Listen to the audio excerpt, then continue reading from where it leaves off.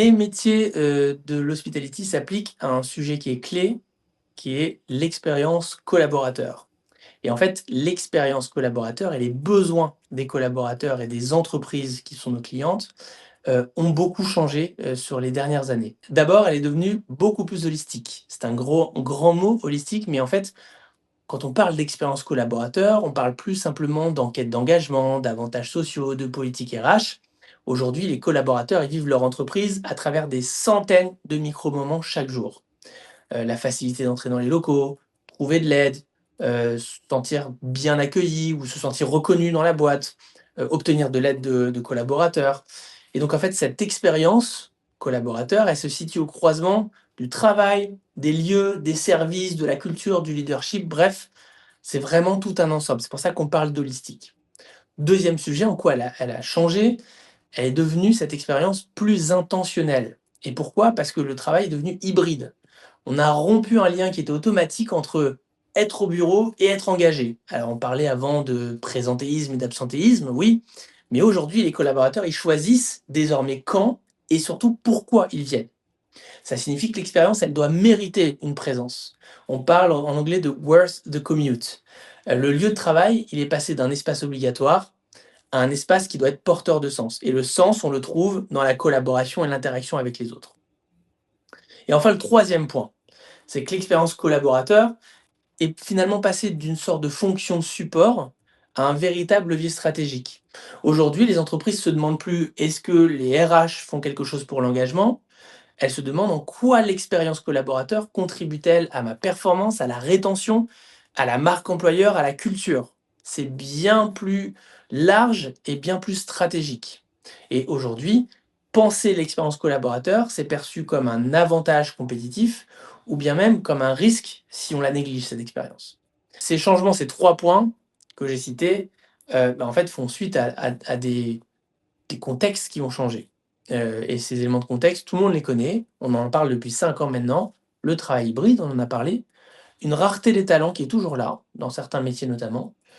La montée des attentes des collaborateurs, et ça c'est une tendance qu'on voit de plus en plus, les collaborateurs s'attendent à de la customisation et ils consomment leur lieu de travail et leur expérience collaborateur. Et enfin, des contraintes de coût de la part de nos clients qui sont toujours là.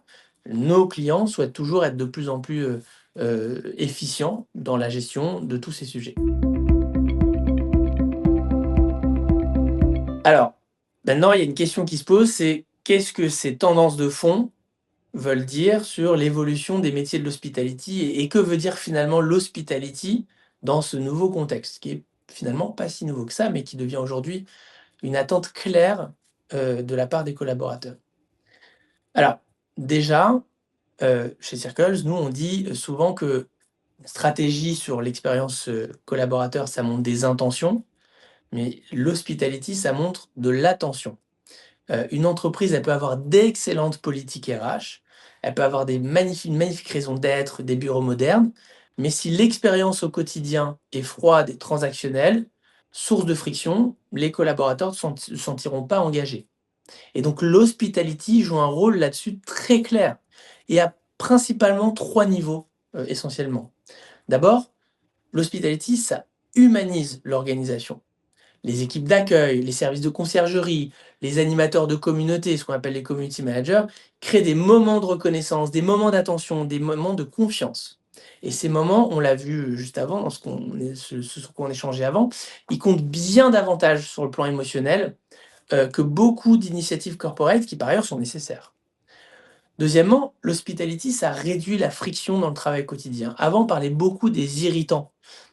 Moi, je parle plutôt voilà, de l'hospitality comme un vecteur majeur d'amélioration d'expérience parce que les collaborateurs n'ont pas à se préoccuper de la logistique, des tâches administratives, des irritants au quotidien. Ils peuvent se concentrer sur l'essentiel, nos clients comme leurs collaborateurs.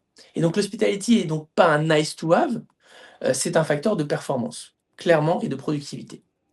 Et enfin, l'hospitality, ça donne vie à la culture. On parlait beaucoup du fait que l'expérience, il fallait qu'elle se vive dans une culture d'entreprise. Et ces cultures, elles sont toutes différentes. On ne va pas appliquer un modèle chez Circles pour dire, bah voilà, l'hospitality, c'est avant tout ça et ça marchera partout. Non. Une culture, c'est pas écrit sur les murs, c'est la manière dont les personnes, elles vivent au sein d'une entreprise, dans un collectif. D'ailleurs, que ce soit quand ils travaillent à la maison, que quand ils travaillent au bureau. Mais au bureau, c'est comment on est accueilli, comment on est accompagné, comment on est traité, comment on traite nos invités. Et donc l'hospitality, c'est l'endroit où les valeurs se traduisent en comportements concrets.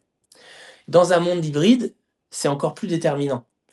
Si les collaborateurs font l'effort de venir au bureau, si des visiteurs font l'effort de venir vous visiter, l'expérience, elle doit être encore plus chaleureuse, encore plus fluide, encore plus intentionnelle. On parlait d'intention.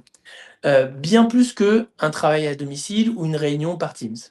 Et c'est l'hospitality qui permet de transformer un lieu de travail initialement perçu comme un centre de coût en un lieu auquel les collaborateurs ont envie d'appartenir, en un lieu auquel les visiteurs ont envie de venir plus fréquemment pour faire des réunions.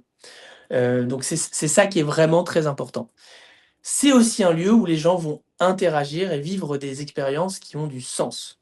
Et c'est pour ça que la notion de community manager est vraiment indissociable pour nous, de l'aspect, accueil.